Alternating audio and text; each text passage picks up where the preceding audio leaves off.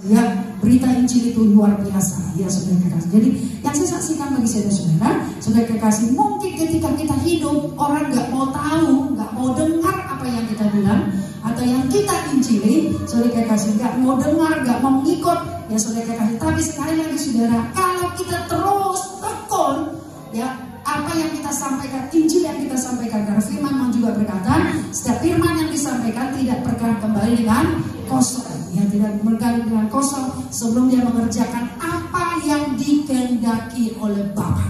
Ya, bagaimana kami katakan sekarang kami menuai, dikatakan ya memang baik sudah kekasih. Akhirnya sudah hamba Tuhan menantang, dikatakan kita akan buat sesuatu gebrakan dan kita akan bikin gereja ini yang terbaik. Dikatakan saudara, siapa yang berkorban, dikatakan kita akan korban untuk bangun ini menjadi keramik. Dikatakan banyak semua orang, dikatakan ya beberapa banyak orang mau berkorban, ada berkorban uang, ada berkorban keramik, ada berkorban apa saja. Ya, saudara kekasih ya, benar saudara kekasih ya, mungkin orang yang mati, ya, maaf, orang yang berdoa, orang yang melayani bisa mati, tapi hasil penginjilannya akan jalan terus. Amin Bapak Saudara.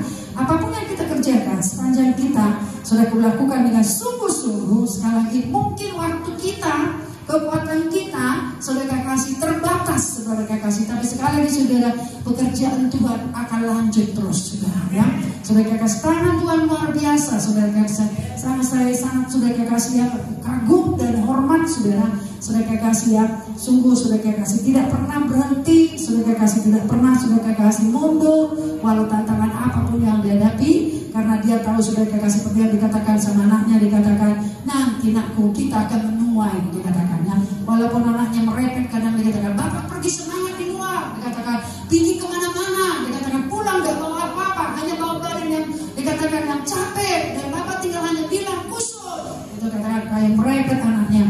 Dan sekarang aku sadar, dikatakan aku benar dikatakan menangis anaknya, dikatakan Pak, dikatakan kau tinggalkan kami, tapi kau tinggalkan istilahnya sudah gereja mulai besar, mulai jemaat sudah ada, tinggal melanjutkan.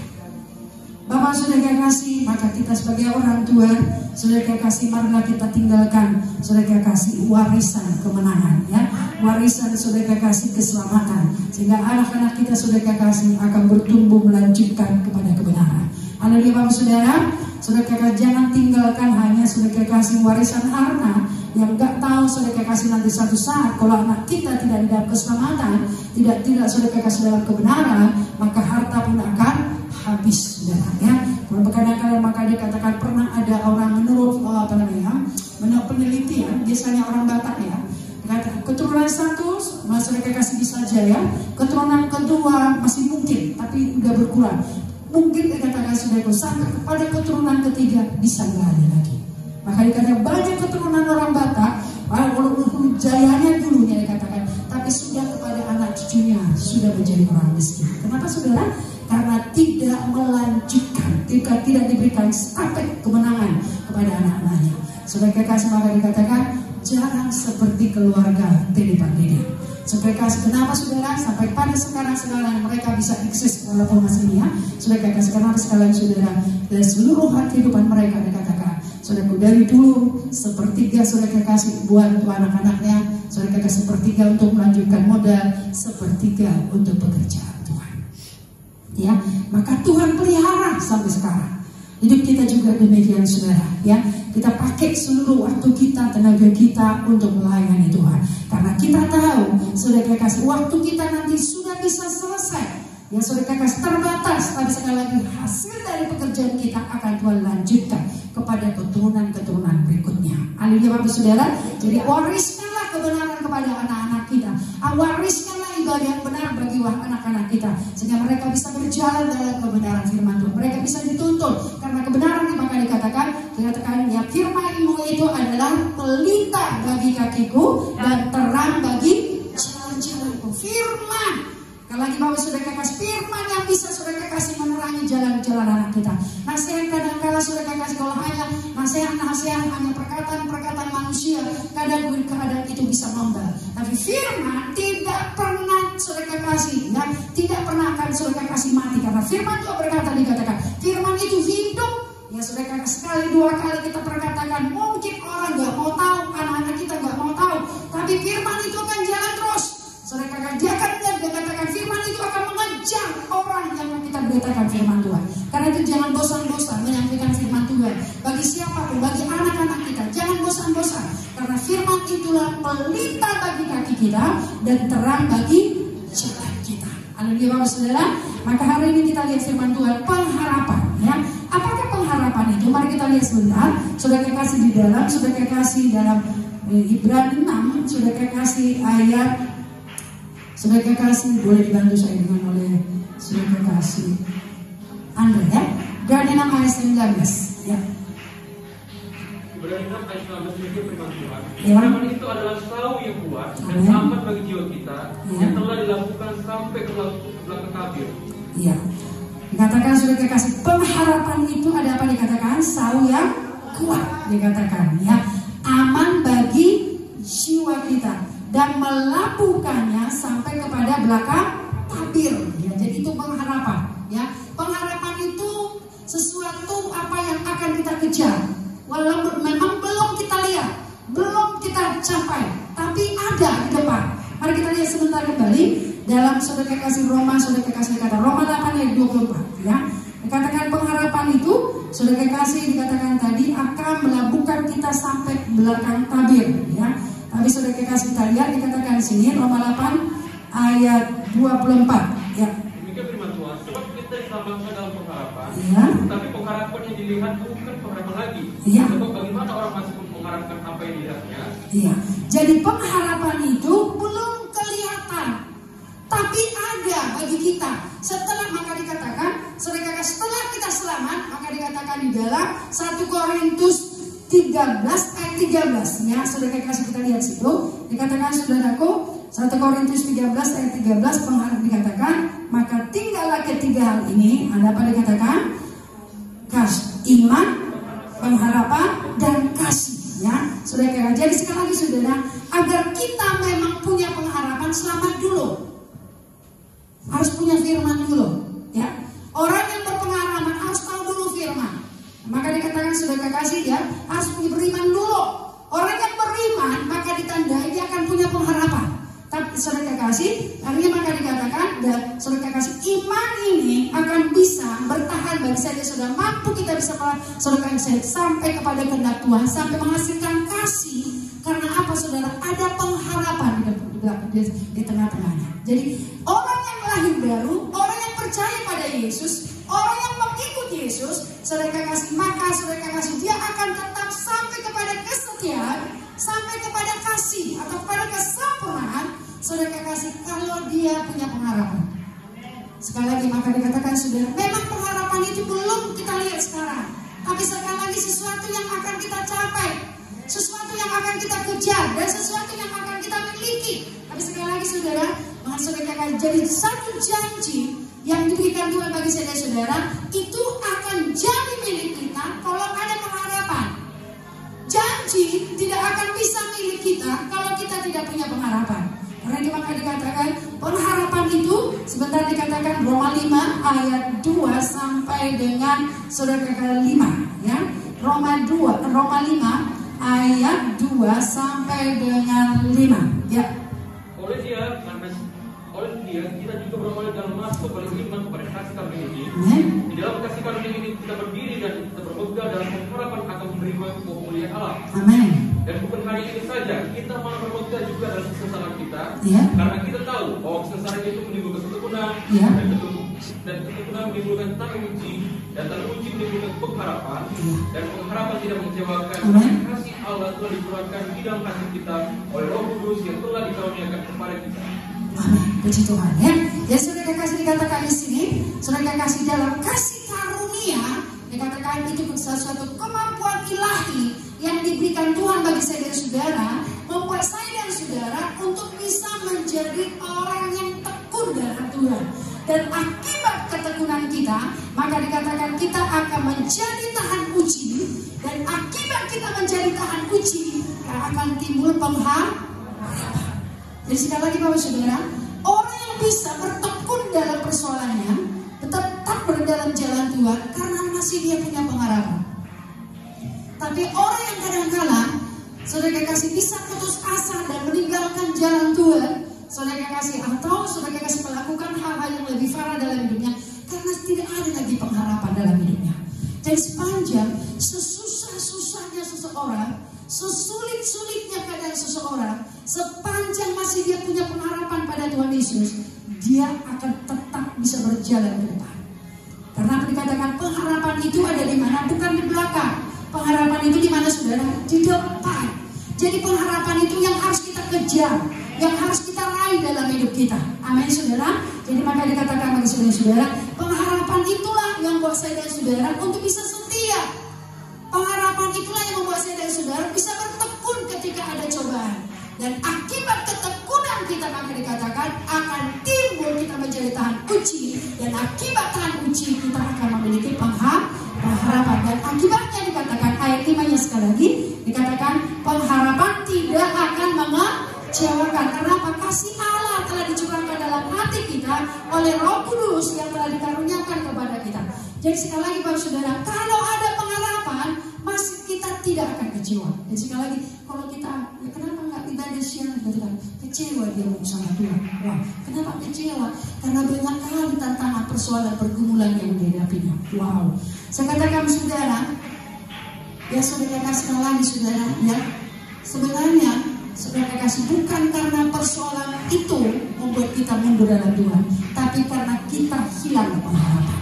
Jadi saya katakan saudara, bagaimana caranya agar pengharapan kita tetap teguh di dalam Tuhan, saudara kekasih? Maka dikatakan bagi saudara-saudara, maka dikatakan di sini ada prakteknya yang harus kita miliki, saudara kekasih, yang harus dilakukan. Maka dikatakan, saudara kekasih, orang yang punya pengharapan itu, maka dia akan memberikan dirinya untuk disucikan. Kita lihat sebentar dalam saudara kekasih 2 Korintus 7 ayat 1, ya. 2 Korintus 7 ayat 1 dikatakan, ya. Demikian firman Tuhan, saudara-saudaraku yang kasih, ya. karena kita sekarang memiliki janji-janji itu, marilah kita menyucikan diri kita dari semua pencemaran gas yang rohani dan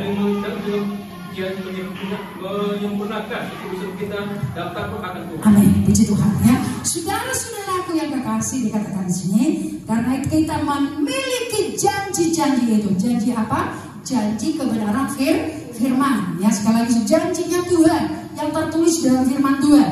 Karena itu marilah kita menyucikan diri kita dari semua pencemaran jasmani, ya saudara kekasih, dengan perbuatan-perbuatan dosa, dan dikatakan dengan demikian menyempurnakan kekudusan kita dalam takut akan Tuhan. Jadi dengan kalian saudaraku, kalau kita masih punya pengharapan kepada Tuhan, kita akan siap mengoreksi diri kita, siap kita mau disucikan, siap kita saudara kekasih ya diperbaiki oleh Tuhan. Jadi persoalan sekali lagi akan datang, saudara kekasih, tantangan akan ada. Selagi kita hidup, saudara, masih kita hidup, akan ada persoalan. Kenapa? Itu sebenarnya persoalan itu sebagai hal jalan Tuhan bagi saudara untuk mendewasakan kita. Walaupun memang kita tidak katakan persoalan itu tidak nyata datangnya dari Tuhan. Saudara kekasih, persoalan ini memang keadaan kita, karena atau kadang-kala karena kita buat sendiri. Semalam seperti Vena berkata pulang dari kerja, mak, aduh sales, mak begini, mak begini, mak, aduh mak dikejarlah dia, mak begini. Lalu pikiran saya memang gini, aduh menggelapkan uang dia, nggak di store, dia diterima dari toko uang, saudara katakan tidak store dan ke kantor. Berapa sekarang? 27 juta. Wow, ya saya. Dia udah menikah enggak? Udah punya anak enggak? Saudara, gimana rumahnya gitu ya? Saudara, tapi kira saya ada sejenak gitu, gimana tuh nanti ya? Jadi pecah lah itu ya, gitu ya, pecah lah mak, begini ya. Saya katakan ya, dia punya persoalan, dikejar dari perusahaan, maka dikatakan di bawah sampah. Nanti kalau nggak diselesaikan mungkin akan dimasukkan dalam satu yang tahanan atau gimana ya, kecuali mau diselesaikan, mau berdamai dan kembalikan uang, ya saudara. Nah, saudara kekasih, memang itu persoalan bukan karena dari luar, tapi persoalan dari mana? Dari dalam.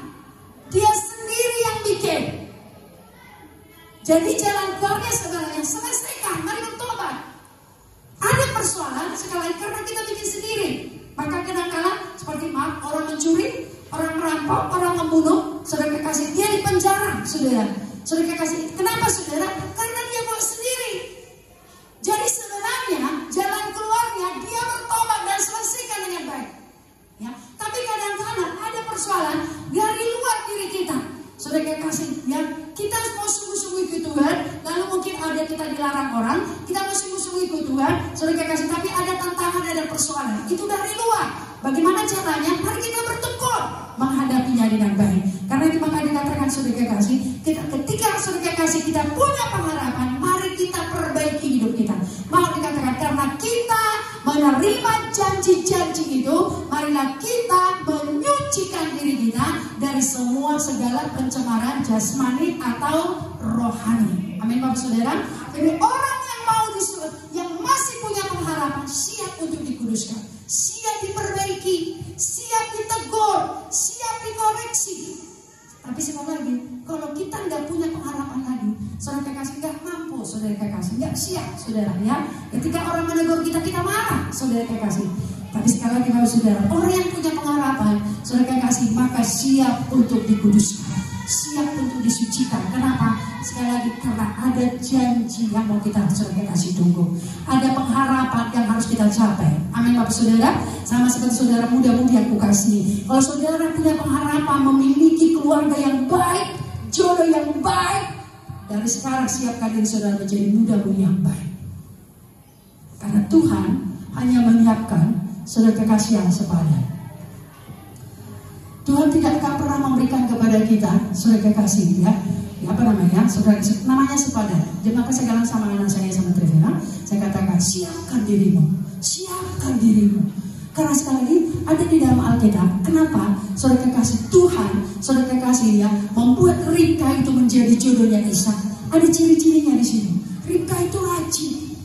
Sebelumnya memang saudara kekasih, Eliezer berdoa karena disuruh Abraham untuk mencari jodoh pada Ishak. Dia katakan, Tuhan, kalau nanti ciri-cirinya, nanti kalau ada aku pergi ke sumur, lalu ada orang nanti yang menemui aku dan dia ketika aku berkata kepadanya, aku mau minum, maka dia akan berkata, dia memberi minum kepadaku, itulah nanti akan jodoh hambamu. Wow, saudara kekasih akhirnya apa saudara? Saudara kekasih Eliezer, saudara kekasih mau dekat ke sumur itu saudara, lalu ketemu dengan saudara kekasih Ribka.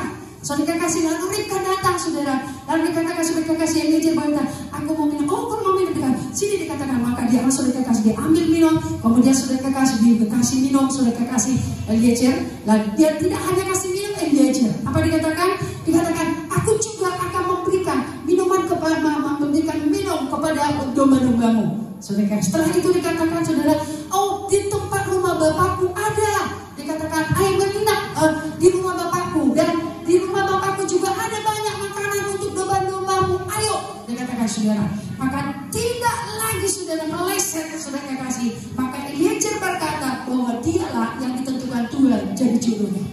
Sekali lagi bapak saudara kekasih, untuk mencari jodoh memang kita nggak cari di luar saudara, tapi cari saudara kekasih persekutuan kita yang baik dalam Tuhan. Siapkan diri kita menjadi orang telaten, menjadi orang sungguh-sungguh, menjadi orang yang saudara kekasih baik, menjadi orang yang saudara kekasih rajin, saudara kekasih menjadi orang yang sungguh, saudara kekasih yang terbaik. Maka Tuhan akan memberikan yang terbaik. Amin. Haleluya bapak saudara muda-mudi yang kukasih, siapkan diri saudara, siapkan. Saudara kekasih sungguh-sungguh, saudara kekasih. Dan sekali lagi bapak saudara, jodoh itu harus sepadan. Sepadan artinya satu tujuan. Artinya kalau kita takut Tuhan, maka jodoh kita harus orang yang takut Tuhan. Jodoh kita orang sungguh-sungguh, maka Tuhan akan kasih orang sungguh-sungguh. Jodoh kita orang yang saudara kekasih mencari kehendaknya Tuhan, maka jodoh kita akan mencari kehendaknya Tuhan. Saudara kekasih, karena itu maka dikatakan saudara kekasih, persiapkan diri kita. Punya pengharapan ke depan. Pengharapan kita keberhasilan ke depan. Pengharapan kita saudara kekasih kemenangan ke depan. Tapi sekali lagi, untuk mencapai kemenangan dan keberhasilan ke depan, saudara kekasih, dari sekarang kita siapkan hidup kita dengan sungguh-sungguh. Amin saudara. Maka dikatakan saudara, jadi sekali lagi saudara, untuk kita saudara kekasih bisa pengharapan, maka kita siap untuk dikuduskan, siap diperbaiki, siap saudara kekasih saudara kekasih dipersiapkan sedemikian rupa. Yang kedua dikatakan, orang yang punya pengharapan itu dikatakan saudara kekasih praktek hidupnya suka beribadah. Karena kita lihat saudara, kalau tadi saudara kekasih iman, pengharapan dan kasih itu ada di tempat ibadah. Ya, saudara kekasih. Jadi pengharapan itu ada di tempat ibadah. Iman itu kalau perhatikan dalam tabernakel, iman itu ada di pelataran. Ya, ya saudara kekasih. Dan pengharapan itu ada di tempat kudus, ya. Dan kemudian pelataran tempat kudus, kemudian ada kasih. Kasih itu di mana saudara letaknya? Di ruang maha kudus. Jadi sekali lagi saudara, pengharapan ada di tempat apa? Ada di tempat kudus. Ada 3. Dan saudara kekasih, tempat kudus itu dikatakan ada meja roti, ada pelita emas, ada mezbah dupa, saudara. Jadi sekali lagi, kalau kita orang berpengharapan kepada Tuhan, maka setandanya kita akan suka ibadah. Karena sekali lagi saudara, di dalam ibadah kita akan bertemu dengan Tuhan. Kita akan bisa menikmati Tuhan. Saudara kekasih, persekutuan dikatakan PA, artinya persekutuan kita dengan Tuhan Yesus. Kita harus kenal Yesus dengan benar dalam hidup kita. Dan kemudian persekutuan dengan Roh Kudus, yaitu pelita emas, dan persekutuan dengan orang-orang kudus. Kita menikmati ibadah seperti ini. Saudara kekasih, ibadah raya artinya pelita emas. PA itu pada hari Selasa yang kita lakukan di sini. Kita harus punya persekutuan itu. Dan kemudian hari Kamis kita dari sini persekutuan mezbah dupa, yaitu persekutuan dengan siapa? Persekutuan dengan Bapa. Jadi sekali lagi Bapak Saudara, orang yang punya pengharapan kepada Tuhan, maka jelas ibadahnya. Saudara, jelas persekutuannya dengan Yesus, jelas persekutuannya dengan Roh Kudus, jelas persekutuannya dengan Bapa.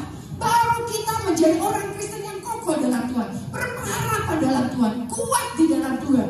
Karena sekali lagi Bapak Saudara, dari Yesus kita menerima firman yang mengubah kita, yang menyucikan kita. Roh Kudus mempersatukan kita dengan Bapa. Roh Kudus menghibur kita, menguatkan kita, menolong kita, memberi pengharapan bagi kita. Persekutuan dengan Bapa, dengan mezbah dupa, kita akan mengalami hadiratnya Allah. Kita menikmati Bapa dalam hidup saudara-saudara. Jadi ketika ibadah ini, sesungguhnya kalau kita mau menjadi orang Kristen yang berpengharapan dalam Tuhan, tidak goyang, tidak kecewa seperti tadi, tidak mundur ketika ada tantangan. Sekali lagi, pastikan kita ikut dalam ibadah yang jelas dalam Tuhan. Amin Bapak Saudara. Karena sekali lagi dikatakan ibadah itu dikatakan, kalau kita baca di dalam 2 Timotius 4 ayat 8, apakah dikatakan ibadah itu apa dikatakan? Saudara kekasih, suatu dikatakan janji yang disediakan Tuhan bagi saudara-saudara. Ya. Dalam 2 Timotius 4 ayat 8. Demikian firman Tuhan. Ya. Sekarang telah bersedia bagi mahkota kebenaran. 2 Timotius 4 sebentar. Maafkan saya.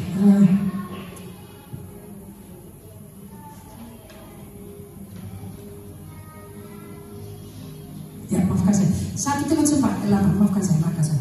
Latihan badani adalah berguna. Ya. Latihan badani terdapat segunanya. Ya. Tapi ibadah itu berguna dalam segala hal. Amin. Karena mengandung janji hidup ini maupun hidup yang untuk hidup yang akan datang. Amin. Haleluya Bapak Saudara. Latihan badani, mau sekolah, mau les, mau usaha, mau bisnis, semua terbatas. Kita hanya bisa lakukan semasa kita dunia, dan kita nikmati semasa kita di dunia.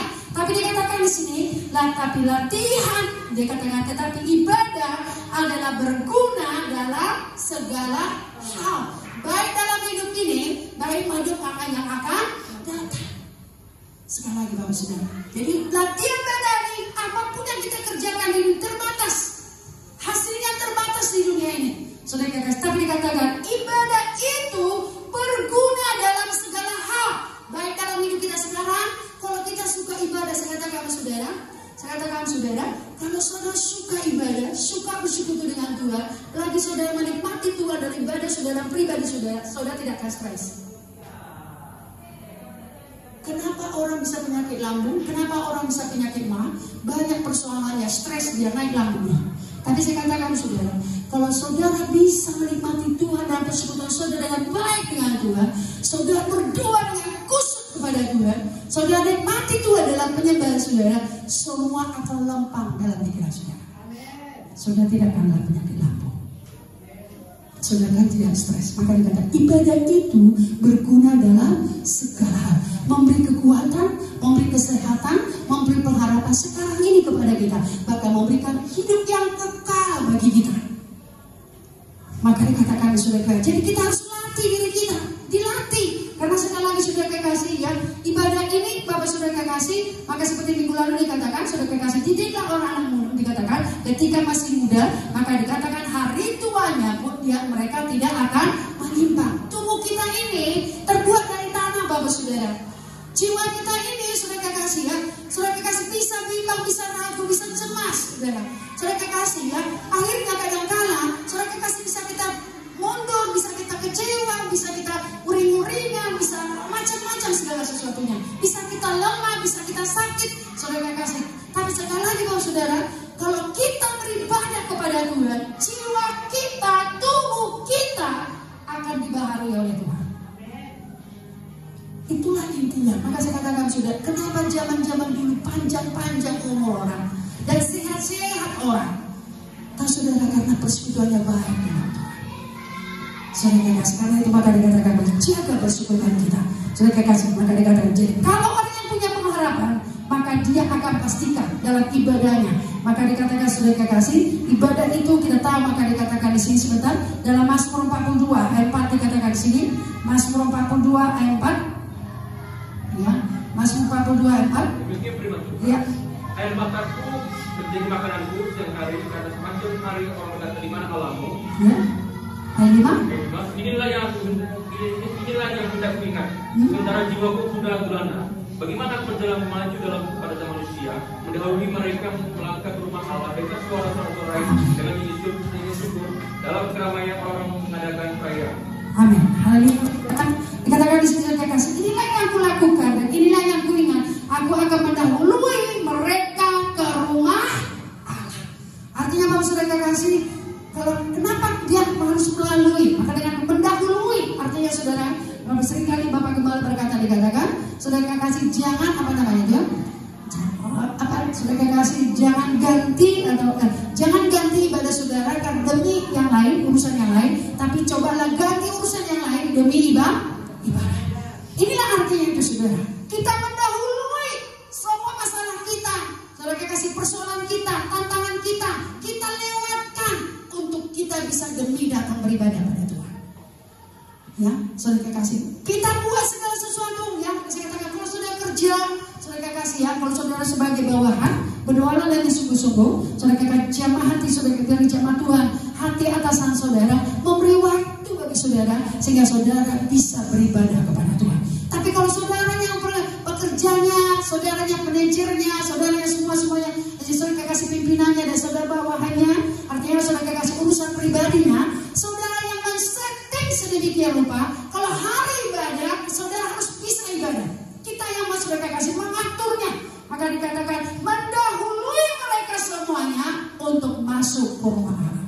Jadi yang kata lain saudara kekasih, kita siapkan diri kita untuk ibadah. Kita persiapkan hidup kita untuk datang beribadah. Kita atur, saudara kekasih, karena kata kita sadar sekali lagi, ibadah itu berguna dalam segala hal. Amin saudara. Dalam ibadah itu ada janji-janji Allah. Di dalam ibadahlah kita bisa saudara kekasih menerima janji-janji Allah. Di dalam ibadahlah pengharapan kita semakin dikuatkan. Dalam ibadahlah kita saudara kekasih semakin diperbaiki Tuhan. Maka dikatakan jadi ibadah itu dikatakan saudara kekasih membuat saya sudah berpengharapan pada Tuhan, lebih kuat pengharapan kita dalam Tuhan. Yang ketiga dikatakan saudara kekasih, kalau kita punya pengharapan, maka dikatakan saudara kekasih, maka kita berhasil atau berhak untuk menerima janji-janji Allah. Ya, saudara kekasih, atau sebentar sekali lagi pada 2 Korintus 7, saudara kekasih ayat 1 kembali ya.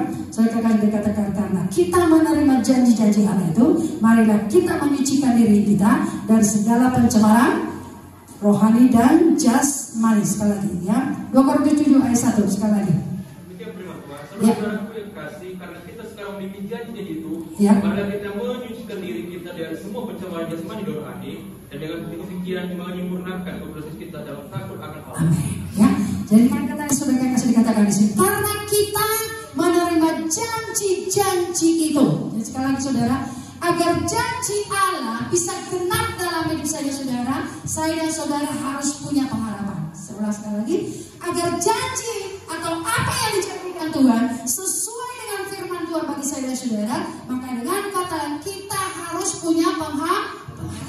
Saudara, harus ada pengharapannya. Saudara kekasih ya, sama seperti orang, saudara kekasih ya, dia kerja pada sesuatu saudara, dia rajin bekerja untuk mengharapkan gaji ke depan.